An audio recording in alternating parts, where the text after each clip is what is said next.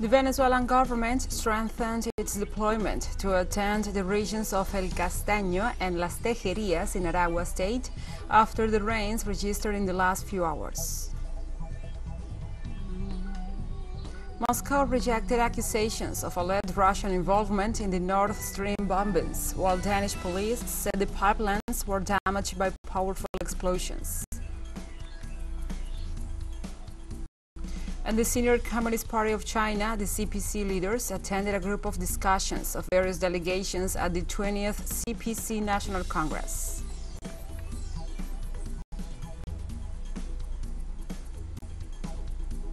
From the headquarters of TeleSUR English in Havana, Cuba, this is From the South.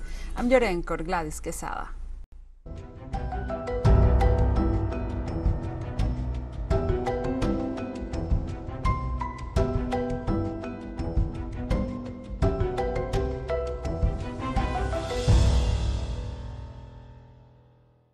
Now we begin with the news. The Venezuelan government strengthened its deployment to attend the regions of El Castaño and Las Tejerias in Aragua state after the rains registered in the last few hours.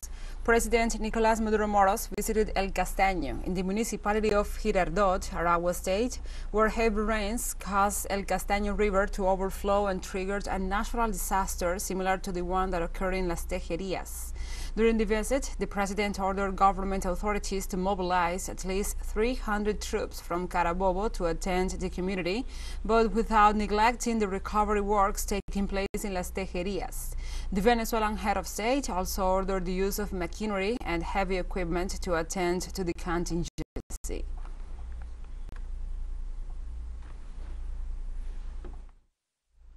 I have approved today a special economic fund for Las Tejerias, without protocol, without intermediaries, without paperwork. With this special economic fund, we are going to finance the integral recovery of Las Tejerias, and I ask for support. We are going to provide the resources. International resources are also coming, and I also ask for the support of the big businessmen of the country, the bank owners, the bankers of the country, to do their part. The big businessmen of the country to do their part, to support and help the people from Las Tejerias. The president of Venezuela, Nicolás Maduro Moros, gave details about the overflowing of El Castaño River in the city of Maracay that left 3 people dead. It is capitalism and its development model who destroyed the planet, and we are in that battle. That is why I say to our people, let's prepare ourselves to be able to anticipate, prevent, and to respond promptly to any circumstance that we may face. We leave you for now. They inform me that damage in El Castaño in Maracay are severe. They inform me preliminarily that there are 3 people dead. It was a mudslide that came from the mountain. We are going there to continue supporting the people. On Monday, the last 5 crew members of the Amtrak cargo plane left on Monday night for Venezuela, coming from Argentina, where they were illegally held for more than 4 hours and months. On Monday, the Argentine authorities returned their passports to the Venezuelans Victor Manuel Perez and Mario Arraga Urdaneta, and to the 3 Iranian constructors and instructors Golamreza Ghasemi, Abdol Basset Mohammadi, and Sayed Vali Sadegh. The last 5 Amtrak crew members departed from Ezeiza International Airport. On June, 19 Venezuelan and 5 Iranian crew members were detained, together with the aircraft, and their identity documents were confiscated without being charged.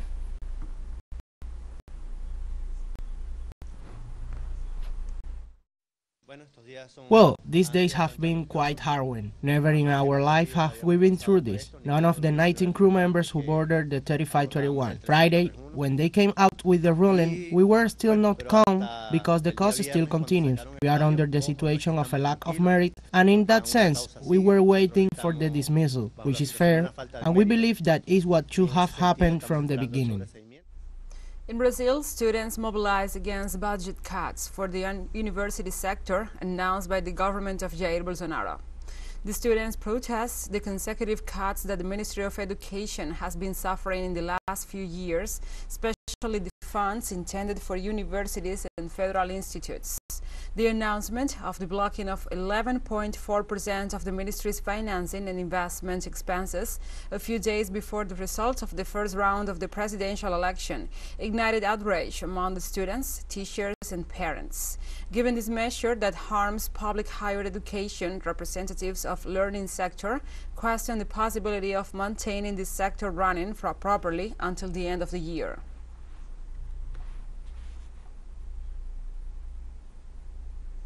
October 18th marks the third anniversary of Chile's social unrest promoted by the student movement to demand structural changes in the government's economic and social policies. The Chilean people braced to commemorate the third anniversary of the social outburst of 2019, the largest wave of protests since the end of the dictatorship of Augusto Pinochet, which gave rise to the constituted process in which the country is currently immersed.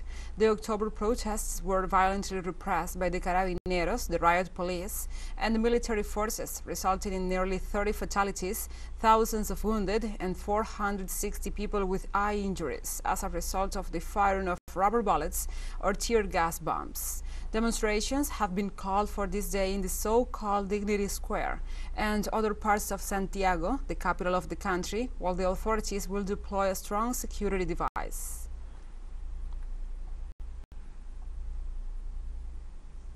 And Colombia declared the traditional Cumbia of the Caribbean as a cultural heritage of the nation, as a way to acknowledge those who have made this popular manifestation a part of the country's history and a reference in the world.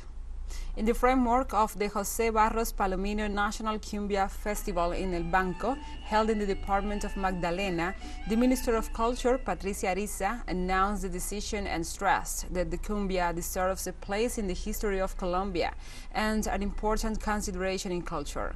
For its part, the culture portfolio emphasized that cumbia is the result of the encounter and crossbreeding between indigenous peoples, Africans and Europeans, and its history consolidated the identity of the peoples of the Colombian Caribbean and of the nation in general.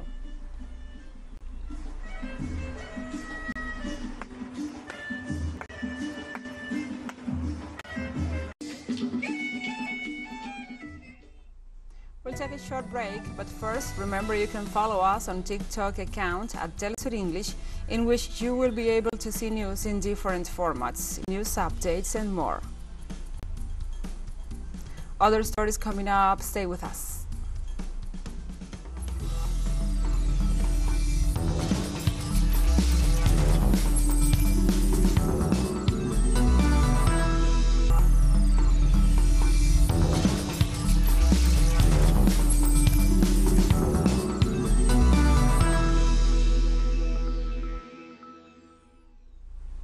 Welcome back to From the South. France faced disruptions on Tuesday after unions called a nationwide transport strike, as they remain in a deadlock with the government over walkouts at oil depots that have sparked fuel shortages. The broader strike came after workers at several oil refineries and depots operated by energy giant Total Energies voted to extend the walkouts. President Emmanuel Macron's government used requisitioning powers to force some strikers back to open fuel depots, a move that infuriated the union but has so far been upheld in the courts. Among their demands, unions ask for higher salaries, the twin impact of soaring energy prices and overall inflation on the cost of living.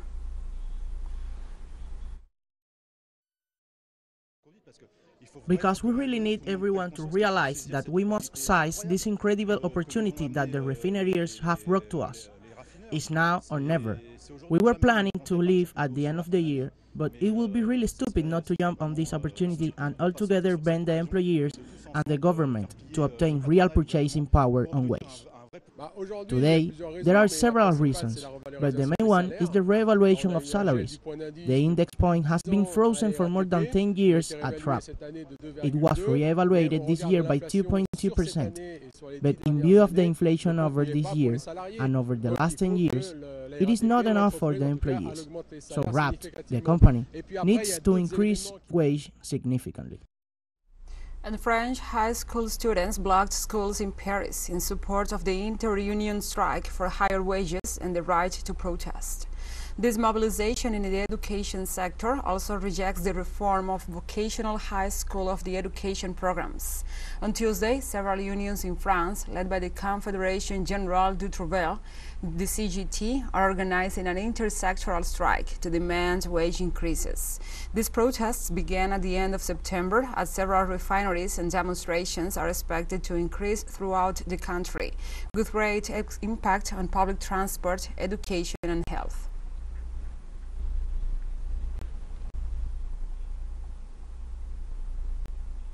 In Belgium, Charleroi Airport reported on Tuesday to have cancelled departing flights due to a strike of security personnel. Airport authorities, in a press release, stated that in order to preserve passenger safety, they jointly decided to close access to the airport facilities for departing flights due to the chaos caused by the protest. According to local media, the strike began after Charleroi decided to divide the security services between two companies, provoking fears of deterioration in working conditions and salaries. At the same time, in Germany, the pilots of Eurowings agency, in conflict over working conditions, started a 3-day strike.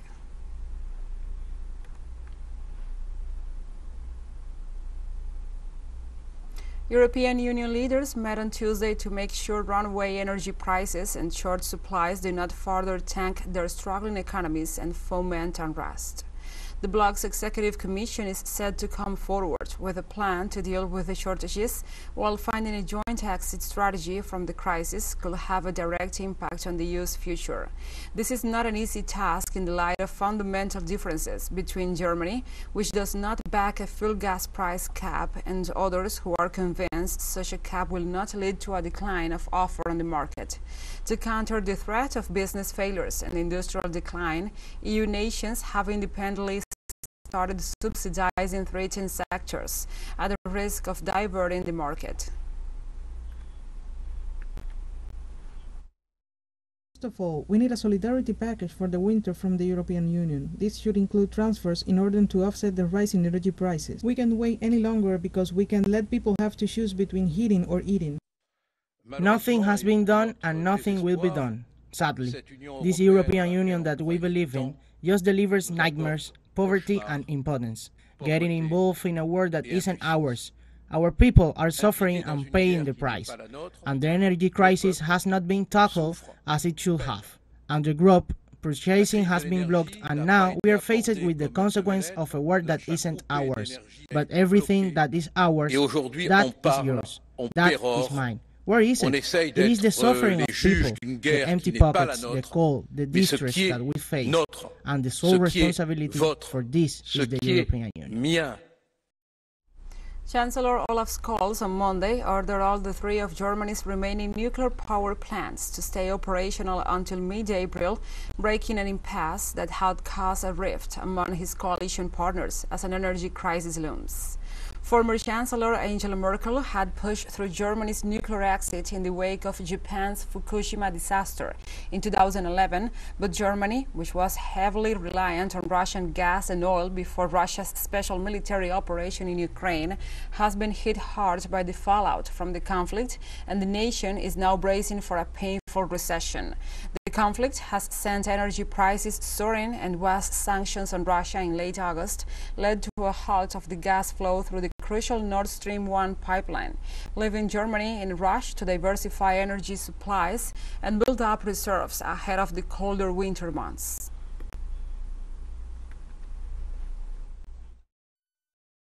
So that we don't send any power plants in reserve and then say in December, after a law is passed in November, that they should be running again. We are now doing that directly and without detours, and that saves us a lot of time and a lot of legislative effort, because it is then very simple. And we have more news coming up after a final short break, so stay with us.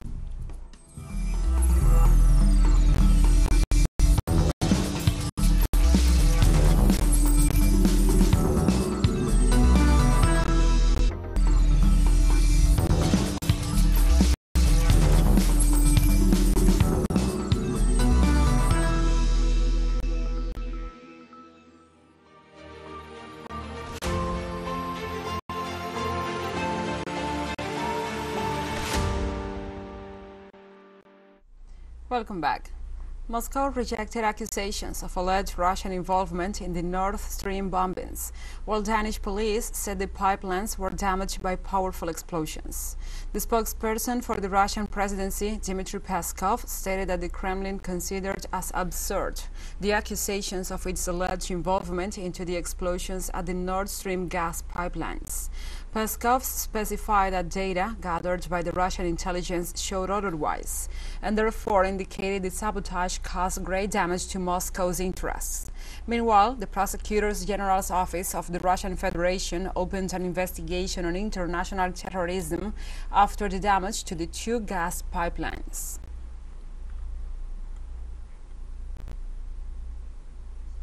On Tuesday, a series of Russian intelligence attacks hit energy facilities in several regions of Ukraine.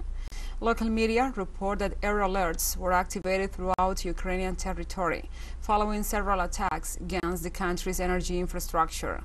Government authorities in Kiev reported that 2 attacks were perpetrated, destroying an energy facility in the city of Dnipropetrovsk.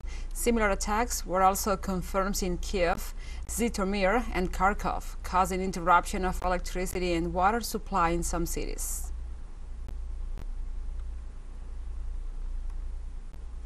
Senior Communist Party of China, the CPC leaders, attended groups discussions of various delegations at the 20th CPC National Congress, which opened on Sunday. The main topics discussed were the political, social, and economic situation of the country. Senators from the whole nation reported to the General Secretary of the Chinese Communist Party and President of the nation, Xi Jinping, the advances achieved in China in the past decade and recognized the effort of the people and the leadership of the party. Reform and opening up must be firmly pushed forward, they said, highlighting the importance of adhering to reforms to develop the socialist market economy, creating conditions to ensure fair competition in the market, and promoting high-level opening up, among others.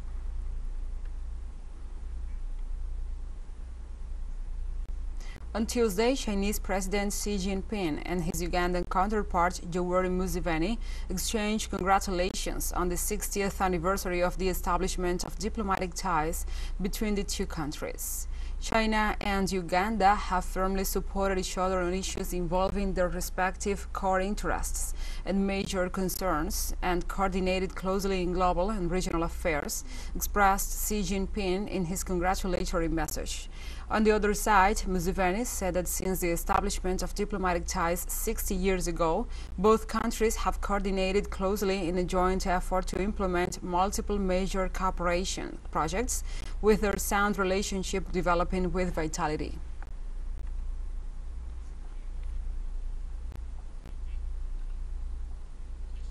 On Tuesday, China's Foreign Ministry spokesperson Wang Wenbin denied allegations of Chinese recruitment efforts to bring British Air Force pilots to train its military personnel.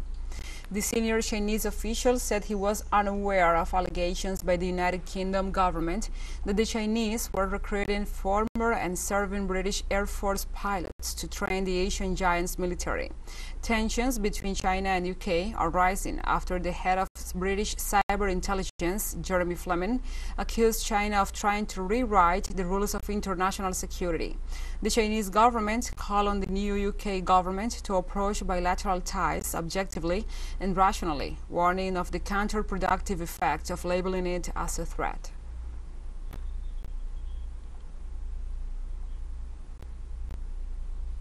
Australia and Singapore sealed a pact to achieve net zero on Tuesday. Anthony Albanese, Prime Minister of the country and the continent, and his homologue Lee Hsien Loong exchanged about the first agreement to cooperate in transitioning their economies to net zero greenhouse gas emissions.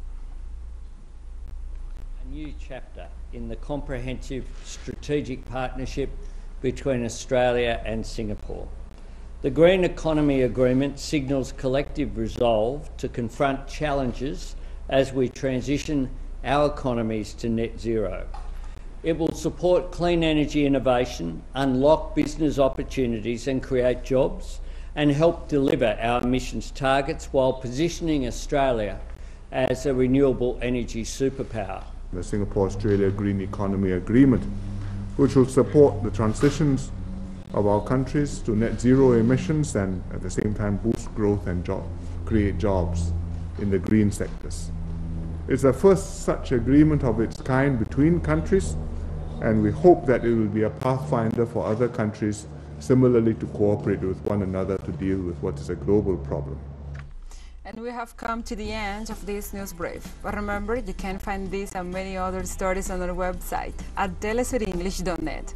And also, if you feel so inclined, please join us on social media for all the latest news. We are on Facebook, Twitter, Instagram, Telegram, and TikTok. For TeleSUR English, I'm your anchor, Gladys Quesada. Thank you for watching.